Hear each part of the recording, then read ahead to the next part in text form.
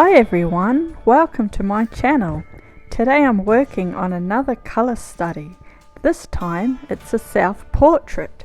I'm also exploring a limited colour palette. Starting the painting with titanium white, yellow ochre, red light, ultramarine blue, burnt umber and liquid gel.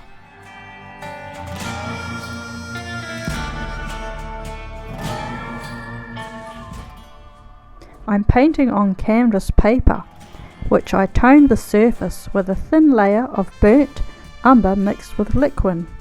I transferred the image onto the surface and I indicated where the darks and lights would occur. I start with the darkest parts of the face with a mixture of burnt umber and ultramarine blue.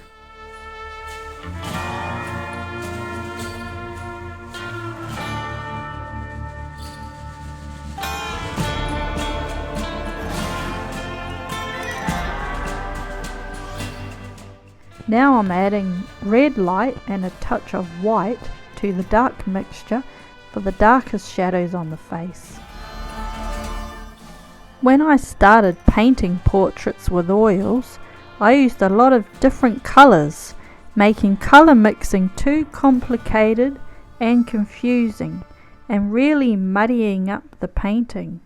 For beginners, I recommend starting with a limited colour palette.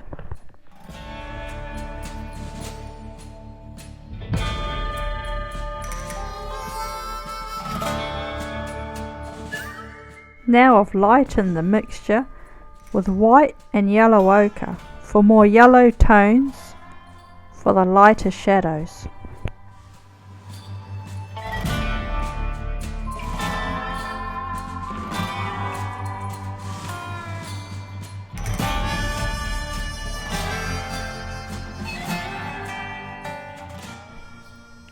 I continue to block in lighter shadow tones, and as I observe my own painting, I can see the shadows have too much red in them, which can easily be solved by adding more cool grey colours using ultramarine blue, burnt umber and white.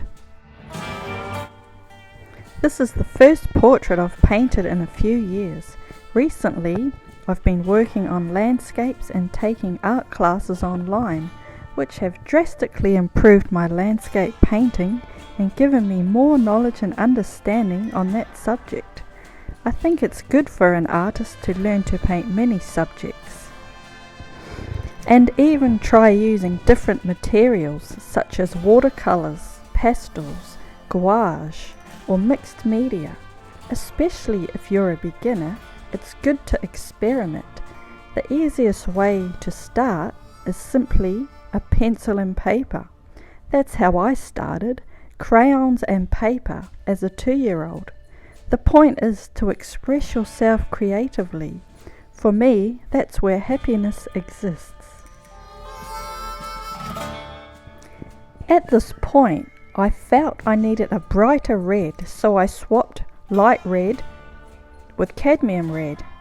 As this is a colour study, I am considering the palette I will use going forward in my next painting.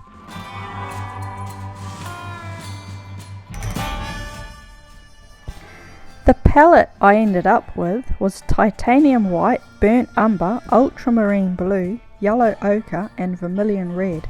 I like this palette because with blue, yellow and red you can make any colour, and instead of using black you can mix blue and burnt umber. Of course you could just use black, but I like to have burnt umber on my palette to make warmer dark tones.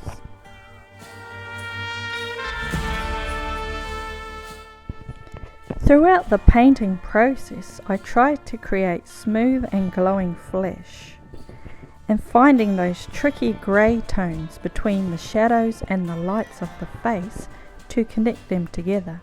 It takes so much concentration, and it's beneficial to take breaks away from the easel. Just step back and look. For this video I filmed the painting on the table next to my palette, which I found more difficult because of my shadow blocking the light and the glare of the direct lighting. For the whites of the eyes, never use pure white unless you want that cartoon look. For a more natural look, mix a colour similar to flesh, adding more blue and white. The sparkle in the pupil will always be lighter than the whites of the eyes.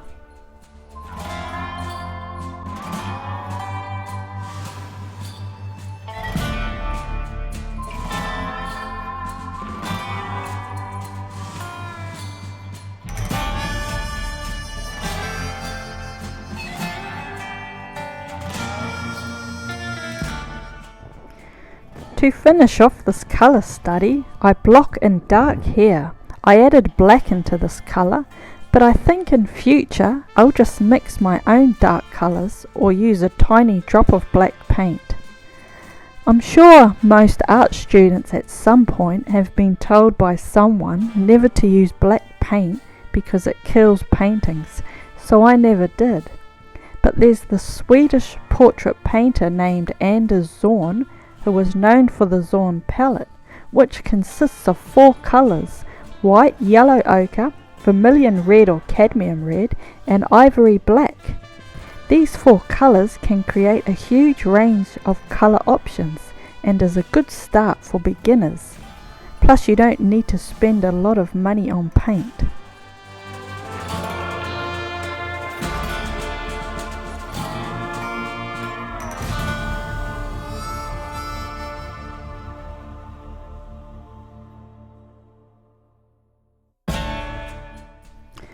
I block in the background with a lighter, cooler colour, shaping the hair as I go.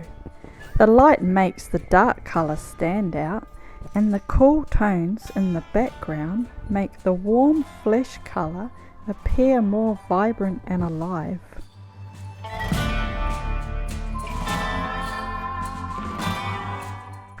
I'm happy with this colour study.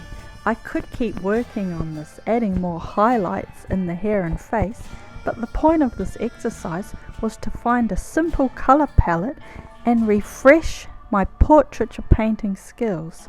I'm satisfied with the result and I'm looking forward to starting my next painting, even though I feel I have a daunting task ahead of me. I hope you enjoyed this video. Bye bye.